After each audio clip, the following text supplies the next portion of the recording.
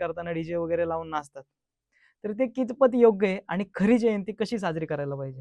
आता मी जयंती साजरी केली म्हणजे माझे 4 बॅनर लागतील हं, किंवा मी जयंती साजरी केली किंवा मी डीजे आणला मग 50 पोरं नाचतील. असा विचार जर जयंती साजरी करणाऱ्याचा असेल, हं. तर ती जयंती नाचून साजरी करण्यापेक्षा ती महापुरुषांची चरित्र वाचून साजरी वाचून. झाली, तर त्या जयंतीला जास्त अर्थ प्राप्त होईल. बरोबर. पण गाणं ऐकतो नेहमी बघा. मेरे हं. तन में शिवा, मेरे मन में शिवा, मेरे सासों में शिवा, मेरे ख्वाबों में शिवा. शिवा. हे गाण्यापुरतं मर्यादित झालं हो. मग शिवाजी हं. महाराज जर या ठिकाणी असते, तर ते काय विचार करत असतील?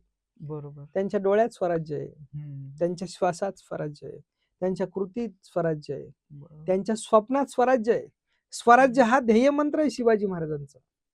बरोबर. आणि आपण बघ गाण्यापुरतच हा मंत्र वापरतो, वापरतो. असा हो, हो. त्याचा अर्थ निघतो. हं, आणि हं. म्हणून ध्येय ज्याचं ठाम आहे आणि त्या हं. ध्येयापर्यंत पोहोचण्यासाठी रोडमॅप ज्यानं तयार केला आहे, तोच हं. माणूस त्या ध्येयापर्यंत पोहोचणार आहे.